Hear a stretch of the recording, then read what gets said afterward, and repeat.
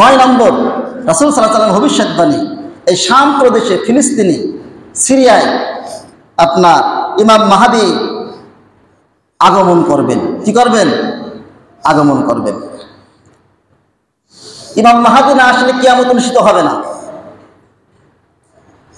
আমরা কিভাবে চিনব ইমাম মাহদীকে? সংক্ষিপ্ত করে বলি, সময় নাই। ইমাম হচ্ছে নেতা, মাহদী অর্থ কি? পথ প্রদর্শক, পথ প্রদর্শন করবে। তার নাম হবে আব্দুল্লাহ তবা আহমদ। রাসূল সাল্লাল্লাহু আলাইহি ওয়াসাল্লামের নাম মুহাম্মদ ইবনে আব্দুল্লাহ, তার পিতার নাম হবে আব্দুল্লাহ, তার নাম হবে আহমদ অথবা আব্দুল্লাহ। মানুষেরা বুঝতে পারবে, লক্ষ কোটি কোটি উম্মতেরা তার হাতে হাত দিয়ে বায়াত গ্রহণ করবে, দিন গ্রহণ করবে, ইসলাম গ্রহণ করবে। সুবহানাল্লাহ। সেটা হচ্ছে ফিলিস্তিন, শাম প্রদেশে। 10 নম্বর, যে ভবিষ্যৎবাণী কেন শাম প্রদেশের ফিলিস্তিন এত গুরুত্ব, তাৎপর্য, মহত্ব। ঈসা আলাইহিস সালাম রুহুল্লাহ, তিনি শাম প্রদেশে আগমন করবেন। সুবহানাল্লাহ। তিনি না আসলেন কিন্তু কিয়ামত অনুষ্ঠিত হবে না। এগুলো বড় আলামত। ঈসা আলাইহিস সালাম, ইমাম মাহদী না আসলে কিয়ামত অনুষ্ঠিত হবে না। ঈসা আলাইহিস সালাম আসবেন দামেস্কের একটি যে মসজিদ, সে মসজিদের আপনার মিনারে 2 জন ফেরেশতার মাধ্যমে তাদের সহযোগিতা নিয়ে মিনারের উপরে দাঁড়ায় থাকবেন। ইমাম মাহদী রাহিমাহুল্লাহ আলাইহি তিনি চিনতে পারবেন, চিনার পরে তাকে স্বাগতম জানিয়ে রিসিভ করবেন। তাকে নামাজ পড়ার জন্য, নামাজের টাইম হয়ে যাওয়ার মুহূর্তে নামাজ পড়ানোর জন্য ঈসা আলাইহিস সালামকে ইমাম মাহদী রিকোয়েস্ট করবে, আপনি নামাজ পড়ান, ইমামতি করান। ঈসা আলাইহিস সালামের মুখ দিয়ে পানি টপ টপ করে পড়তে থাকবে, মনে হবে এই মাত্র ওযু করে আসলেন। ঈসা আলাইহিস সালাম বলবেন, না, আমি ইমামতি করব না, আপনি হচ্ছেন খলিফা, আপনার মাধ্যমে দিন প্রতিষ্ঠিত হবে, আপনার মাধ্যমে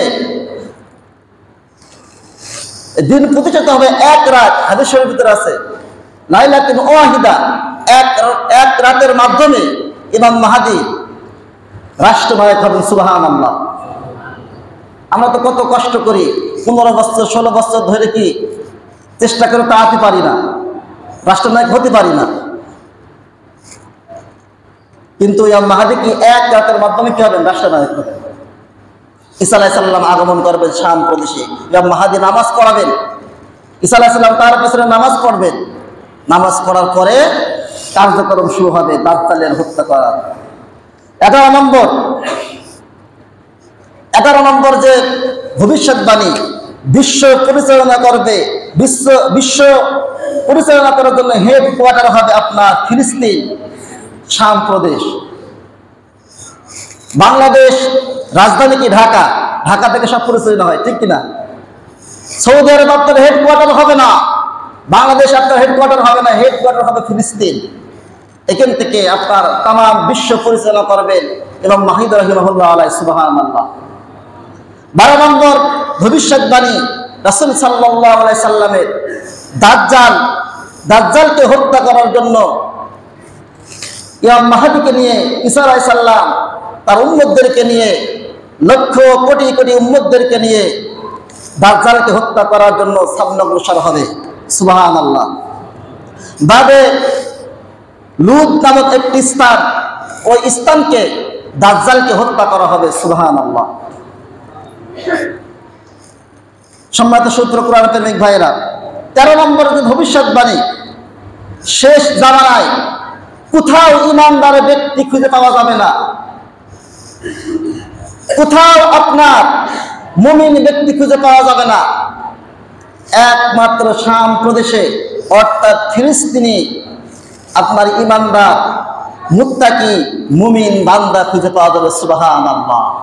কার বাণী? বিশ্ব নবীর বাণী, সহিহ বুখারী শরীফের হাদিস, যে তামাম বিশ্বের ভিতরে কোন ইমানদার থাকবে না, কোন মুসলিম থাকবে না,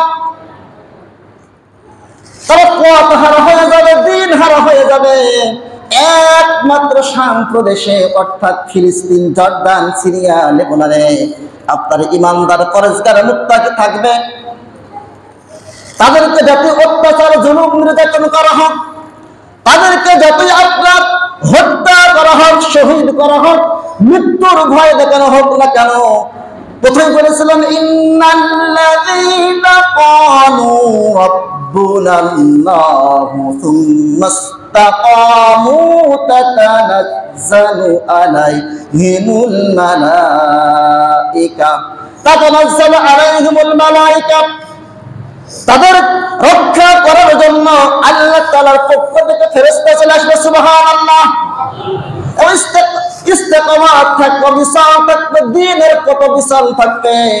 তাদেরকে যতই হত্যা করা হোক, গুম করা হোক, জুলুম করা হোক, তাদেরকে শহীদ করা হোক, এক বিন্দু পরিমাণ তারা ইমানের পথ থেকে সরে যাবে না। সুবহানাল্লাহ। তাদেরকে আমাদের আজ করতে হবে, সাপোর্ট করতে হবে, তাদেরকে বাঁচানোর জন্য চেষ্টা করতে হবে, অর্থ দিয়ে দোয়া করে জিহাদের ময়দানে যাওয়ার জন্য অগ্রসর হতে হবে, অনুপ্রেরণা আনতে হবে, প্রস্তুত থাকতে হবে। এই জিহাদের ময়দানে না যাওয়ার জন্য যদি আপনার ভিতরে এমন অনুপ্রেরণা, তামান্না, আকাঙ্ক্ষা না থাকে, আপনি মুনাফিক হয়ে মৃত্যুবরণ করবেন। কি হয়ে? মুনাফিক হয়ে মৃত্যুবরণ করবেন। তা আসুন আমরা মুসলিম, তাম বিশ্বের মুসলিম আমরা ঐক্যবদ্ধ হয়ে হাতে হাত রেখে, কাঁধে কাঁধ রেখে, দল বল নির্বিশেষে, কে দল করে, কে কোন দল করে আমরা জানি না, আমরা প্রত্যেকে এক। অকালা ইন্নানি মিনাল মুসলিমিন, আমরা মুসলমান, আমরা মুসলমানদের পক্ষে দাঁড়াবো, তাদের জন্য আমরা আর্থিকভাবে সহযোগিতা করব, তাদের জন্য আমরা দোয়া করব, তাদের জন্য আমরা প্রতিবাদ মিছিল করব, তাদের জন্য জিহাদের ময়দানে যাওয়ার জন্য আমরা প্রস্তুত থাকবো। যখনই আপনার কি বাংলাদেশ থেকে অফিন যেতে পারবো, তখন আমরা প্রত্যেকে মাথায় কাপড়ের কাপড় বেঁধে আমরা এই জীবনের ভয় না করে, স্ত্রীর মায়াকে ত্যাগ করে, সন্তানের মায়াকে ত্যাগ করে, ব্যবসাকে ত্যাগ করে আমরা এই ফিলিস্তিনি মুসলমানদেরকে রক্ষা করার জন্য আমরা কে কে প্রস্তুত আছে দুহাত করে আল্লাহর দরবারে দেখাই দিই আল্লাহু আকবার। দেখে দেন, এটা তো হয় আমাদের ইমানের চেতনা একদম একনিষ্ঠ আল্লাহর জন্য, আল্লাহকে রাজি খুশি করার জন্য, তাদেরকে রক্ষা করার জন্য। প্রতিটি কিয়ামতের মুসিবতের সময় হতে পারে যে হাত তোলায় নাজাতের ওসিলা হতে পারে কিনা, হতে পারে। সেজন্য যা করবো একমাত্র আল্লাহ সন্তুষ্ট অর্জন করার জন্য।